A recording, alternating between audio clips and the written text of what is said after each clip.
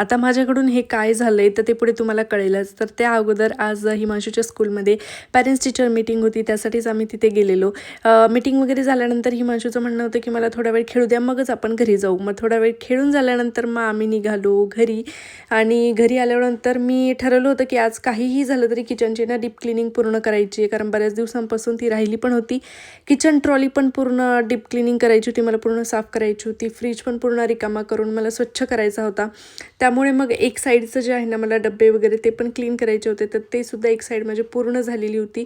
आता फक्त kitchen trolley बाकी होती आणि फ्रीज क्लीन करायचं बाकी होतं. तर त्यात झालं असं की मी नेहमीसारखं ना फ्रीज एकदम डीप क्लीन करायला घेतलेला होता.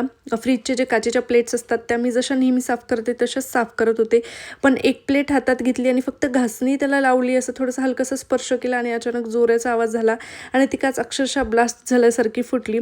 एका सेकंदात तिचे इतके बारीक बारीक तुकडे झाले की मलाच काही क्षण म्हणजे कळालं नाही की नेमकं काय झालं, आणि सगळीकडे फक्त काच झाली आणि माझ्या हातात सुद्धा ती काच घुसली. बरं झालं गणेश घरी होते, त्यांनी मग थोडंफार आवरू लागलं मला, ते काच वगैरे क्लीन केली. मी पण थोडा वेळ आराम केला आणि परत उठले आणि परत किचन ट्रॉली पण साफ केली आणि फ्रीज पण साफ केलं. आणि एवढं सगळं झालं होतं तरी सुद्धा मी म्हणजे खूप थकलेली पण होते, पण तरी माझीच पनीर खाण्याची खूप इच्छा झाली होती. म्हटलं चला दिवस कसा का असेल आपण स्वतःसाठी काहीतरी आवडीचं खायला बनवूयात, म्हणून मग मी बटर पनीर मसाला बनवला. तर असा होता माझा आजचा दिवस. व्हिडिओ जर आवडला असेल तर व्हिडिओला लाईक करा, फॉलो जर केला नसेल तर फॉलो नक्की करा.